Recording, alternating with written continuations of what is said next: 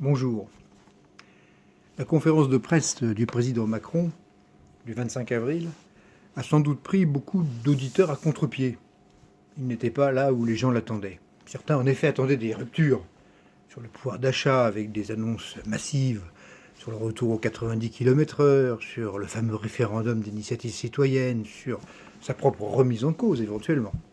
Et d'autres craignaient sans doute trop de ruptures, parce qu'ils avaient élu il y a 2 ans un président et qu'ils souhaitaient qu'il garde le cap, et parce qu'ils craignaient que, à trop lâcher aux gilets jaunes, on valoriserait sans doute ainsi la violence. Tous risquent d'être déçus.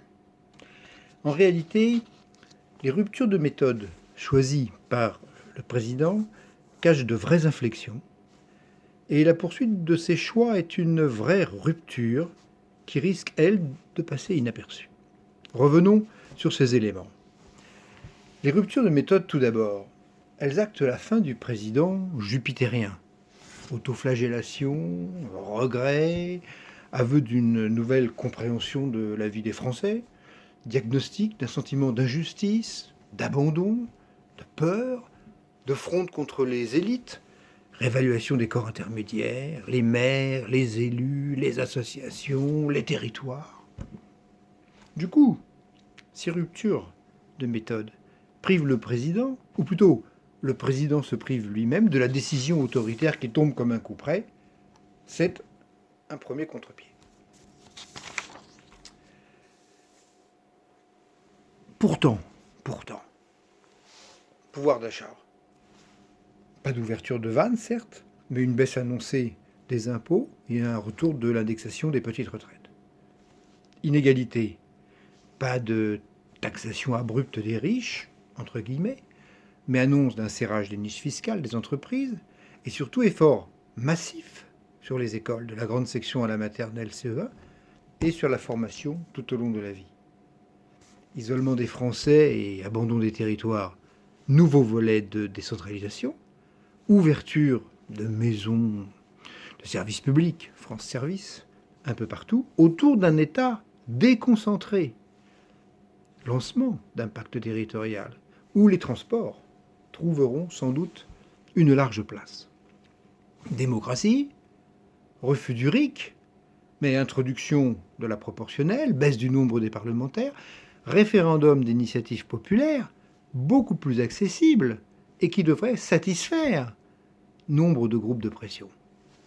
Quant au droit d'interpellation des élus, il risque d'être un outil redoutable.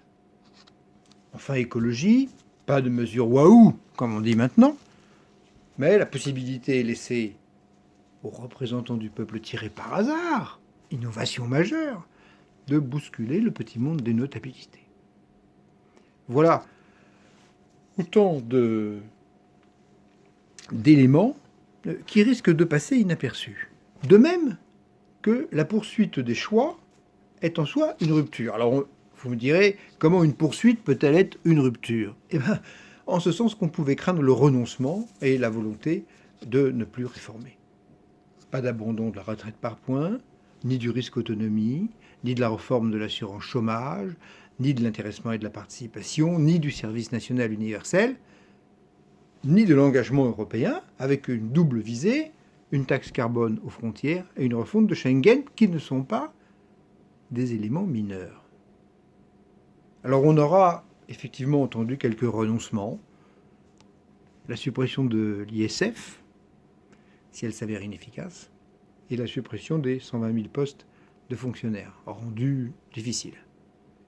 On aura aussi entendu des mots nouveaux, patriotisme inclusif, l'art d'être français, ce qui n'est pas, n'en déplaise à M. Vors, de la philosophie à 2 balles, mais la quintessence de ce que chaque Français veut conserver et de ce que chaque étranger nous envie. Le retour de l'humain, comme priorité. L'écoute de la peur des Français. Cette notion de peur des Français dite. Et certaines mesures claquent comme des drapeaux. L'aide aux mères solo pour récupérer leur pension alimentaire. Essentiel. La suppression de l'ENA et des grands corps. Il fallait prendre cette décision. Alors certains diront ce sont des mots, uniquement des mots, toujours des mots. Mais les mots ne sont-ils pas la texture même de la politique? Ne pas les dire, c'est se contenir à des mesures, des ingrédients, des rafistolages. Bref, tout ce qu'on n'aime pas dans la politique. Et les prononcer, c'est par contre s'approcher des symboles dont nous avons besoin pour recréer le collectif. Alors de ces contre-pieds, je retiendrai, moi, qui, avec quelques amis, il y a une quarantaine d'années, avait, à l'ENA, avec la promotion droits de l'homme, monté une équipe de rugby. Je retiendrai ce double engagement, ce double appel, pardon, à l'engagement et à résister.